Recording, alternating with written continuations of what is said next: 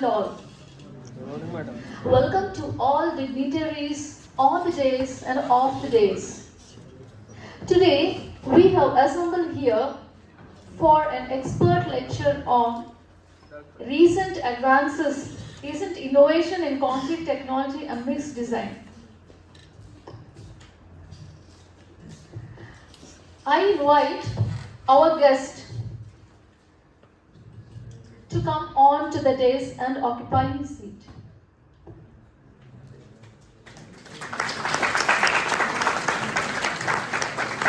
I also invite our HOD sir to come on to the dais and occupy his seat.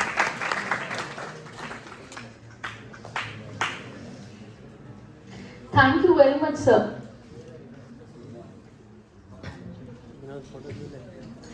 Now I invite our HOD sir, Dr. S.N. Subhash sir, to come to address the gathering.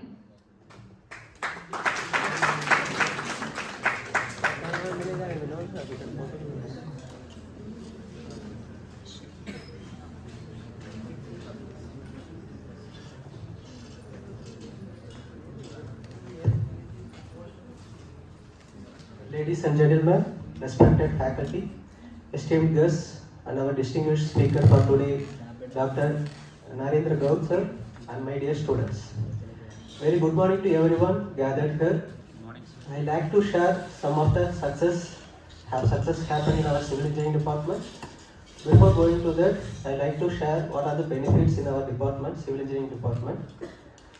So everybody will think civil engineering department is lagging or lagging behind like that, but there are very key benefits are there for our department. So the first one is we are having some positive impact in our society. So they won't have, if you are having a construction, if you done a building, so everybody will like you and they will have some respect on your part. So in our colleges also, institutes also, the which department, civil engineering, mechanical department is there, that is the college which started very earlier. So most of the government colleges, if you check, that is the civil engineering department will be there, and it is having more positive impact for every citizenship. So that is the first benefit. Second one is job stability. So whatever IT sectors, whatever CS sectors, there is no stability. It will move like a top and it will fall like a anything. So but the core civil, it has a stability. It will be stable whenever there. So that's what the department we call as a evergreen department. So whenever there, after your grandparents or whatever, your sister or grandchildren's, our department will be sustained. That is the thing, job stability. And the third one is career opportunity. So as a civil engineer, we have more opportunities like a design engineer you can go for a structural engineer, you can go for a surveyor, okay? If you are not having any job, you can go create an entrepreneurship, okay? More funds, free of funds is more for a civil engineer rather than any other department. And next is the transferable skills. So the skills other than any other department, civil having the more skills because you are directly doing the things, constructing the things. If there is any issue, okay, suddenly you are doing the construction, if there is a flood, suddenly rain will be there. At that time, you will have the decided to do something to safeguard your structure. That skill will be developed only by the civil engineer. So no other software or no other departments that have that skills, decision skills. That is mainly civil engineer we can get. And next one is collaboration. So whatever software or whatever may be, it has to collaborate with code. So that is the main thing. Okay, so whatever we are constructing, so some roads are now latest AI technologies are there. They are finding the potholes. But the potholes also, it has to be filled by the civil engineer. So like that, more AI technologies are there. It has to be collaborated with our code. So that is the main thing. So that also benefit. And last, not least is task. We will have the various tasks. Okay. So as a civil engineer, he will be a marketer, he will be a builder, he will be developing a new product like that. He is having a multitask. So with this, I will tell some of the achievements we have done in our department. So first thing is accreditation. So we are going for accreditation. So probably we may receive the accreditation for next within 1 or 2 months we will be getting the visits and we will get the accreditation. And regarding the qualification, our faculty have published more than 20 research papers. Okay, so you can see, so more than 20 research papers have been published by our faculty, and they have done the patents, 7 patents with a grant. We received the grant from the for patent, as well as the awards. Okay, so our faculty have received the awards from AICT, and they have conducted the organized certain FDPs. Okay, and books. Okay, so our faculty published books also. Okay, related to transportation and geotechnical. Okay, in a small scale they have published the books. Okay, you can see in our department library. And so with this, I will inform all the students. Okay, so these are the things. So these benefits we can acquire only you can take the practical knowledge. So that is the main source. We have invited our guest. Okay, so he is very expertised in industry as well as teaching. So whatever we are teaching are only the faculty members will be in teaching field. So our guest having both the experiences. So he is having the consultancy also. So it's working on consultancy also. So whatever practical exposures it is happening, you can take. Okay. So I request every students to ask the student, give some more students more questions to the our member, our guest lecture, then only you can get the ideas. Okay, don't sit idle and just move like that. Okay, whatever your doubts, whatever things, ask the questions, shoot the questions to the sir. Sir is really dedicated to give the answers on that. Okay, so relaxedly you can attend this lecture. How you are watching some movies or how you are taking some cricket like that. Enjoy the lecture and get some new things in your mind. Okay, so don't take it as a negative way. So keep everything in your mind and keep this lecture as a fruitful one. Okay, so thank you.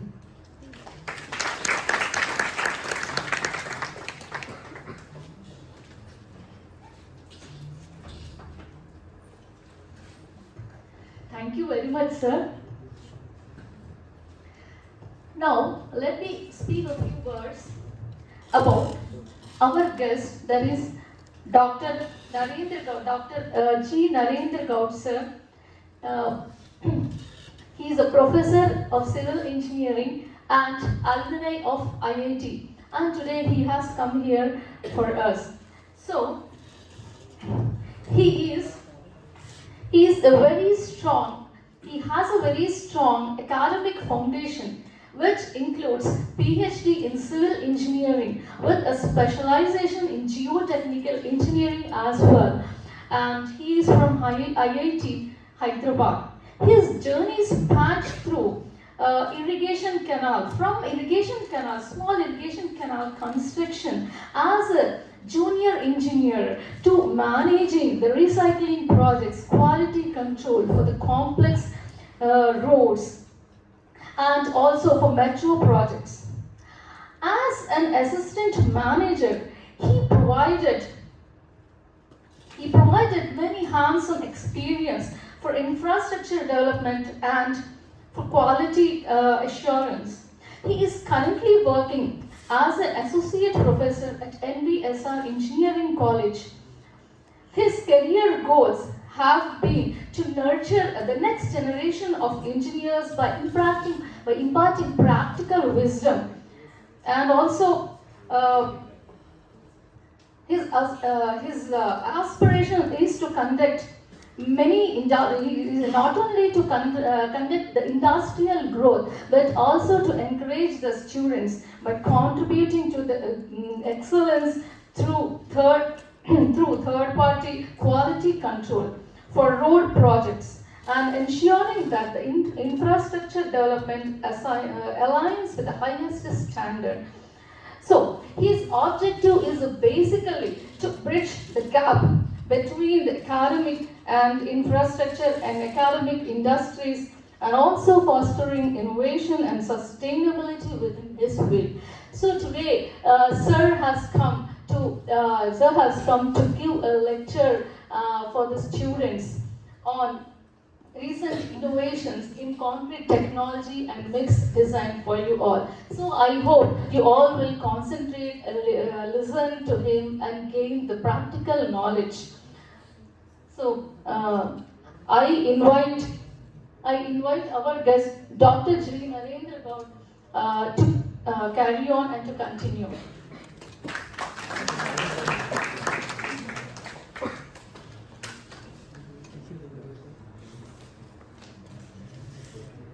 I invite Dr. S.M. Subhash, sir, to felicitate our guest.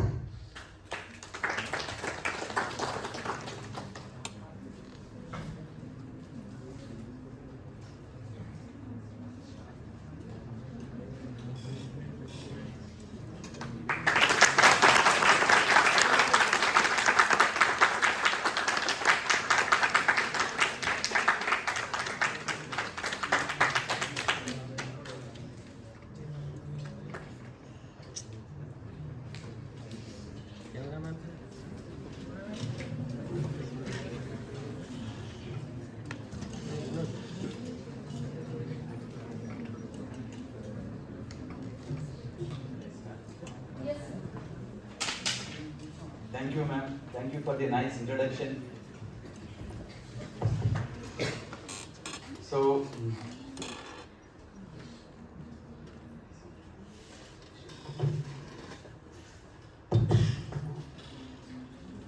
I hope I am audible to all. Yes, sir. Thank you. Very good morning. Good morning, sir.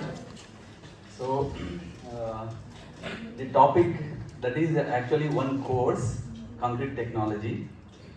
That entire course I am trying to cover in 3 hours. Out of those 3 hours, first 2 hours I will be talking about the introduction of the course, introduction of the concrete and all the some important issues there. The second part would be mixed design, how we do the mixed design and all. Then towards the end, after afternoon session, I think I will be looking at the innovative concretes or the latest trends in concrete technology, how they have developed, and some of the research works that we have conducted in our laboratory. That also I'll try to present you in the afternoon session. Okay.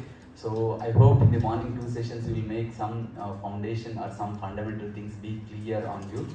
Once that is done, then we will move on to the latest things that are happening in the industry and how exactly the research is going on in the industry. That we will see. Okay.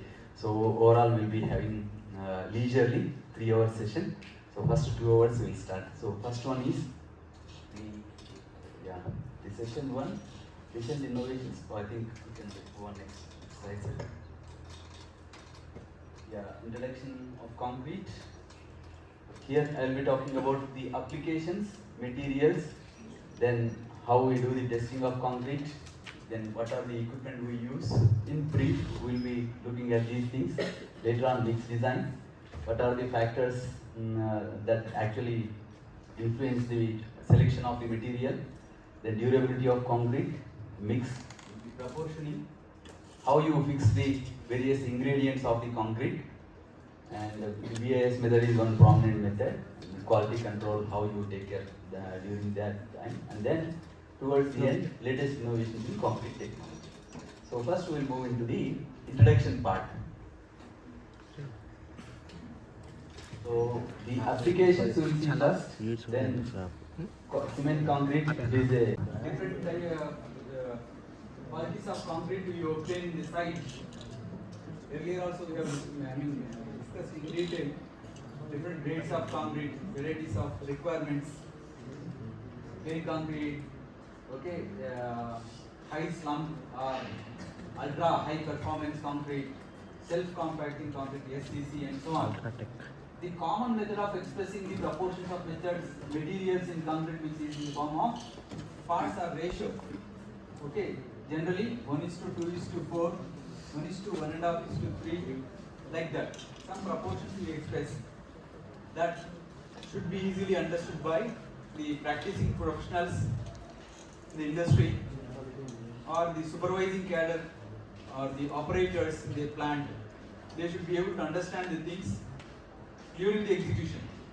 As per their requirement, you have to complete all your calculations. Finally, you have to express your requirements in terms of these proportions. Okay.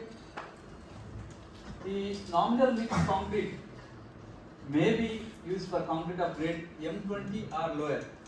Okay, less than M20 grade concrete. The nominal mixes can be used. The examples you can see here, M10, M15 and M20. As per the suggestion here, you can see 480 total quantity of dry aggregate per bag of 50 kg cement. What should be the amount of aggregate we should use? 480. That is the general standard practice. Maximum water content per bag, 24 liters. Proportions of fine aggregate to coarse aggregate. What should be the proportion of fine aggregate to the coarse aggregate? If you have 50 kg coarse aggregate, half of that. 1:2. Okay, here you see 1 is the coarse aggregate, or we can say fine aggregate, 2 times the coarse aggregate. Coarse aggregate will be, let's say, 50 kg, fine aggregate will be 25 kg, half of that. Okay, so that is an example. Like that, M20 grade, if you see, it is 1:2.5 EC. It is a limit they are mentioning. So, what do you think? Which one will give us the strength in terms of strength? Earlier we have seen cement content that plays an important role, mainly, and water cement ratio we have seen how effective it is, and also the contribution of coarse aggregate. We have higher amount of coarse aggregate that leads to the better strength. That is also another important aspect. At the same time, you have to maintain the balance in terms of fulfilling the void spaces. Inside the coarse aggregate, you will have wider spaces, opening void spaces. Wide opening void spaces needs to be filled by the fine aggregate. So accordingly, you have to balance the proportions. For nominal mixes, yes, it is okay. But when it comes to the standard mixes, then you have to do the trials. You have to do some trials and check the strengths. Whether we are achieving the strengths or not, we have to first check, then we can implement in the site.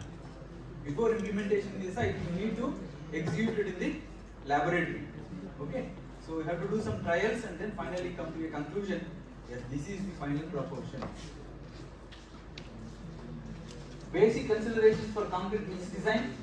The concrete design, it's of course you have to select the material to determine the different proportions, and you should be able to provide it in economical position. As possible as you should target the economy. Out of the many ingredients in the concrete, which one is the costliest one in your opinion? You have seen so many ingredients and so many different types of concretes in the earlier sessions, and some of them I have mentioned also.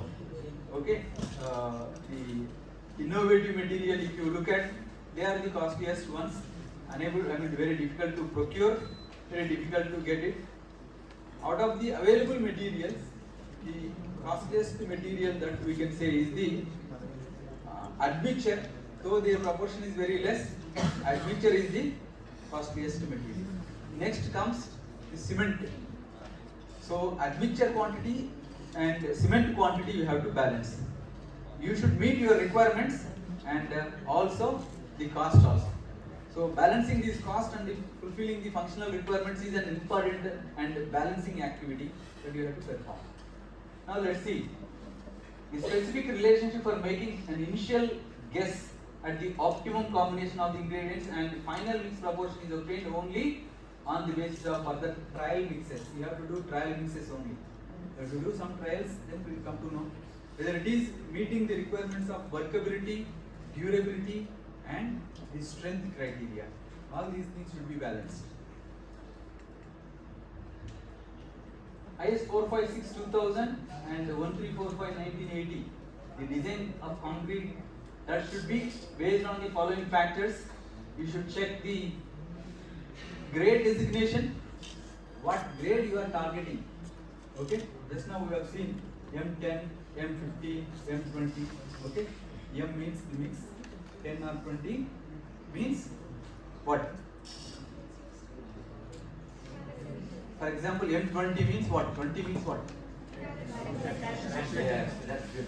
You are in active mode now. Okay. So 20 is the characteristic strength.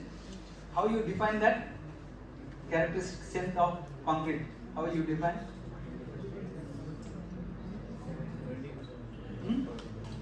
Characteristic strength. Expected test results. We get something, and all the specimens should go beyond that requirement. At least 95% of the test results should go beyond that. Okay? Or not more than 5% can have the failures. Not more than 5%. Means less than 5% can have failures. More than 95% should have reached that required strength. Okay? So that's how we define the characteristic strength. The M20, M30, whatever we say, our grade should fulfill those strength requirements. So grade designation you have to decide first. Then type and grade of cement, what type of cement you are using, you have to decide first. Maximum nominal size of aggregate, here comes on what basis you decide this nominal maximum size of aggregate. For example, depending on the site where we are using the concrete, foundation work, beams, columns or slab, where exactly you are trying to use the mix. Based on that you have to decide the size of aggregate. That is maximum nominal size of aggregate. If it is a densely reinforced material, a member is densely reinforced member. For example, the columns. What is the maximum percentage of steel we must have? We can have in columns, depending on the type of columns, whether it is a short column or long column, depend. So, if more reinforcement is there in the column, you need to pour the concrete into those small voids, so you can select finer size aggregate. Finer size in the sense 20 mm aggregate. Within the coarse aggregate, size can be 20 mm, 30 mm or 40 mm. So 20 mm you can select. That's what it means. Maximum nominal size of aggregate. Water cement ratio you have to select depending on again your workability requirements, strength requirements. But you have to balance this, and also the durability. These you have to balance and then select the water cement ratio. Then comes the workability. Yeah, the workability again. If it is a foundation member or if it is a paving quality concrete or it is a slab. For entire these three members, your workability requirement will be different. Relatively harsh concrete or low slump concrete is required in case of paving quality. Okay, the entire surface is exposed there, and you will have a proper compaction equipment and very high strength requirement. For example, at least M40 grade concrete is required there in paving quality concrete. So in that case, workability slump value will be less, required less. Whereas if you are looking at the slab, okay, your workability will be you require more workable concrete when you are placing it in slabs. Okay, columns in between. Columns should be, the workability can be in between. So like that, where you are placing the concrete, based on that you have to decide the workability. Durability, yeah, or to what conditions the material is exposing. For example, whether it is exposed to severe conditions or normal moderate conditions, or okay, so cold conditions, or exposed to salty kind of weather, or marine structures, what kind of structure it is, to what situations the structure is exposed to. That also you have to keep in mind, and based on that you have to decide based on that the durability conditions will be impacted. And then quality control, whether you are regularly looking at the material, how frequently you are checking the material. It is very important structure. You have to control the material closely. You have to monitor the material closely. If you are controlling is very high, better controlling is done on the material, then we have higher reliability and better product finally. Grade designation, characteristic compressive strength, and depending upon the degree of control, mix has to be designed for a targeted mean compressive strength which is higher than characteristic compressive strength. So the targeted strength should always more than the characteristic compressive strength. Okay? So how much it should be more? That we can take the guidance from IS 10262. IS 10262 gives the guidance in selecting target strength in terms of standard deviation and some number constant that we say. I think the next slide. Okay, it's not mentioned here. Maybe sometime later in coming slides we will see. So target strength is equal to some constant number characteristic strength FCK prime. Let's say target strength FCK prime is equal to FCK plus 1.6. Yes, or directly X. That is suggested now in IS 10262 2019 version. I think some of the slides will show that. So that way you have to decide first the target strength. Obviously, if I take M20 grade concrete to design, my target strength will be more than M20. So 25, around 28 or so. Okay. So that should be the target. Then after all the lapses in the field or whatever the defects, these that maybe we will get that required strength, compressive strength. Okay. So type of cement and grade of cement also you have to choose depending on the situation again. If it is a mass concrete, then generally you can go with the 33 grade cement or 43 grade cement. Or normal concreting is there, columns, beams, slabs and all. 53 grade cement can be used. Okay. If it is a mass concreting job, always prefer to go with the lower grade because heat of hydration will be very high in case of the higher grade concretes, 53 and all. Heat of hydration will be more, whereas 33 and 43 grade cements, you can have lower heat of evolution. So heat of hydration will be less. You can choose that kind of grades of cement. So types of cements, you can have ordinary Portland cement, we say OPC, RSC, or quick setting cement, white cement, colored cement. These are the varieties depending on the requirement. You can choose any one. Low heat cement, expansive, air entraining cement, hydrophobic, Portland pozzolana material is added. The grade of cement 33, 43, 53 or even multi-grade. Okay. In situations where an early strength development is required, okay, rapid hardening Portland cement is preferred. For mass construction, low heat Portland cement. The blended cements such as Portland pozzolana, okay, Portland slag, they are permitted for use in reinforced concrete construction. When there is a reinforced concrete construction, we can go with the Portland pozzolana or the other materials. The maximum nominal size of aggregate, how you decide? Just now we were talking about that. So the maximum nominal size of coarse aggregate is determined by sieve analysis, of course, and it is designated by the sieves, higher sieve. Okay, then the largest size in which 15% or more of the aggregate is retained. Once you perform the sieve analysis in the material, and the topmost one we say the retained one, on that if more than 15% is retained, okay, more than 15% is retained, that size we call it as the maximum nominal size. And the maximum nominal size of the aggregate to be used in concrete is governed by the size of the section and shape of the spacing of the reinforcement. The spacing, if you say we have 50 mm spacing, and if you use maximum size of aggregate 40 mm, will it pass through that? No. Okay. So there should be at least half the size spacing. If you take less than half of that, should be your maximum size of aggregate. Okay. This is a you can say empirical rule or crude rule. You can say. You can keep it in mind when you are looking at the material design.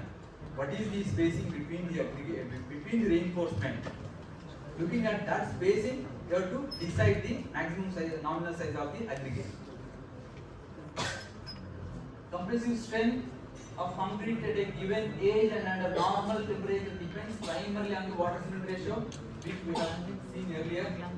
Lower water cement ratio, higher the compressive strength, and reverse is the case if you select other side. Yeah, this picture here you can see water cement ratio on x-axis and the 28 days compressive strength on y-axis. Okay, so if you select 0.35 or 0.3 as the water cement ratio, you can see the 28-day compressive strength almost 40 above only, at least 40 MPa. Okay, and if you look at the 0.7 water cement ratio, higher the water cement ratio, the strength will be reduced. Okay, so depending on your strength requirement, for example, I need to design M30 grade concrete, M30. So 30 is there.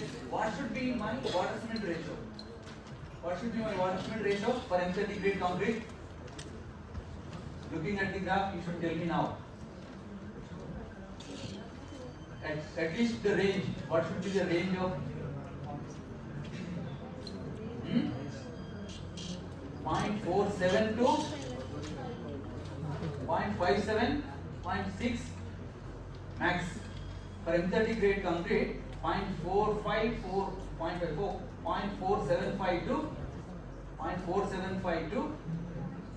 0.6 almost. Within that range you have to select.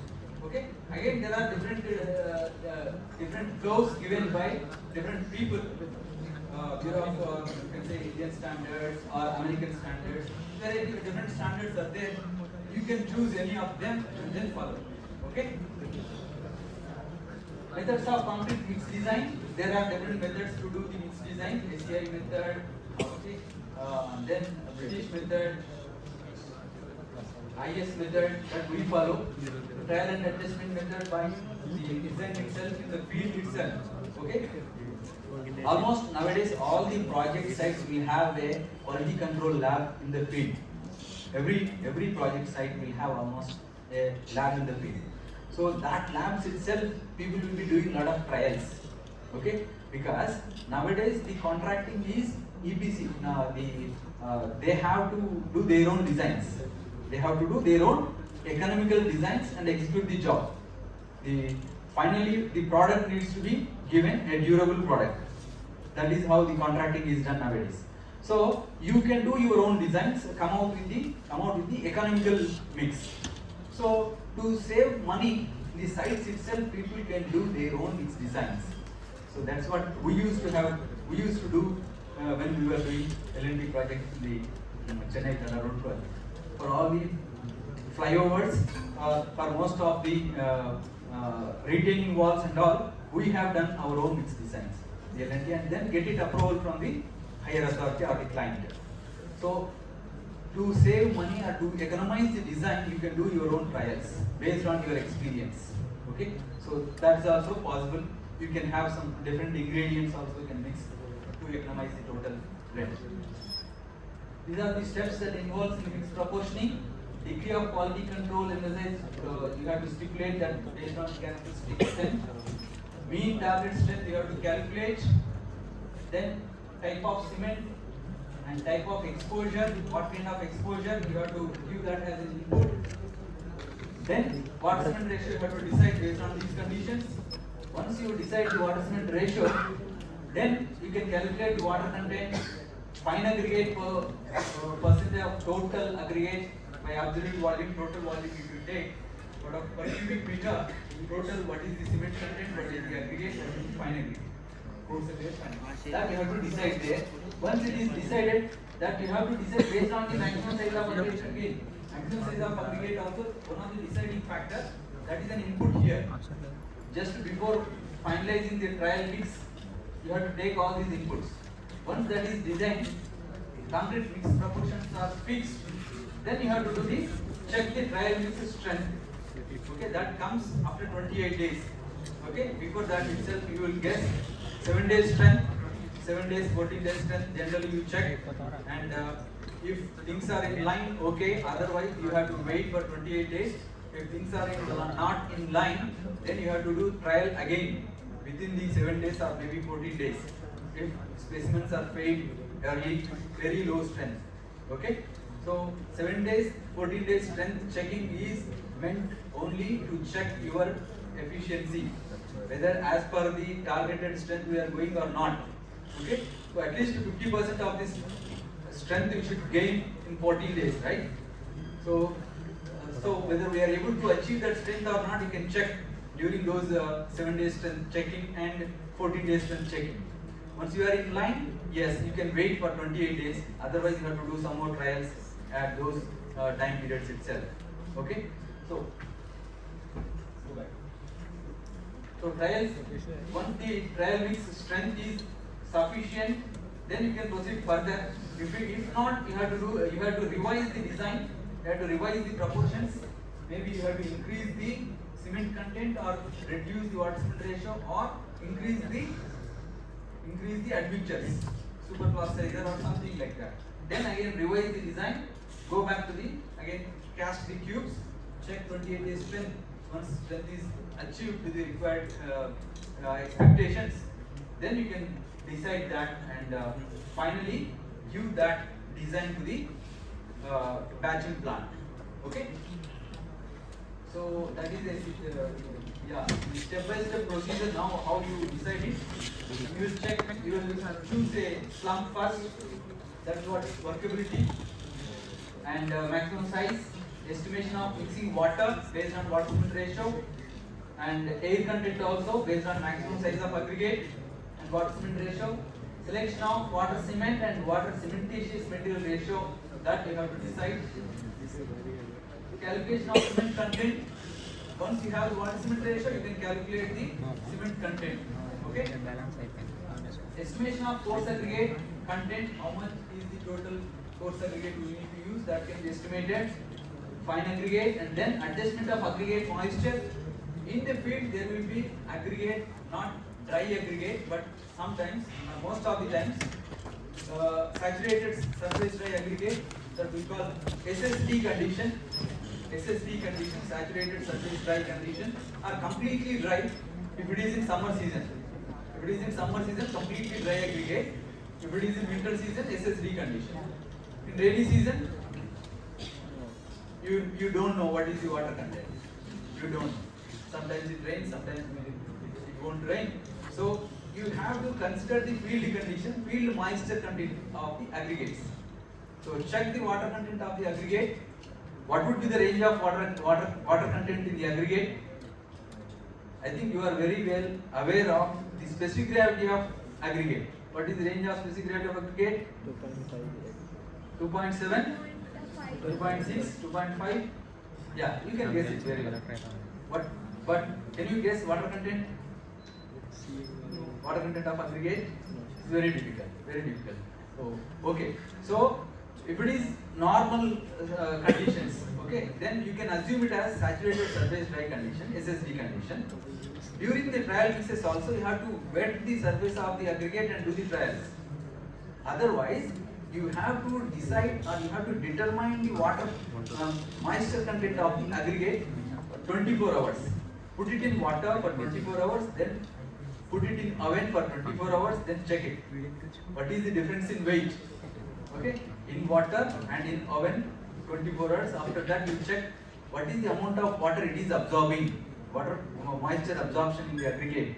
The range would be hardly 0.1, 0.2 sometimes, may go 0.5, not more than 0.5 water absorption of aggregate, normal aggregate that we use in Telangana region or in Hyderabad region. In some cases, soft aggregates may have up to 1.5% water absorption. Okay, normally whatever the aggregate we use will have 0.5 or less than 0.5 water absorption. So taking into account the actual field water content, you have to go with the design. And that adjustments are to be done for the aggregate moisture, then go for the trial batch. When you are doing these trial batches, if you don't account this field moisture content, you will end up with a big blunder. Because everything or the main factor of deciding the strength is water cement ratio. This field moisture directly affects the water cement ratio. when it is directly affecting the water cement ratio, that directly affects the strength. So you will end up with the lower test results than the expected. So IS 456 2000 gives us some idea about selecting the slump value. How much slump should be there for a particular place? Okay, depending on the location where you are placing the concrete, running concrete, shallow sections, pavements using pavers, mass concrete. So if that is the case, the top three, then very low workability is okay. Okay, mass concrete like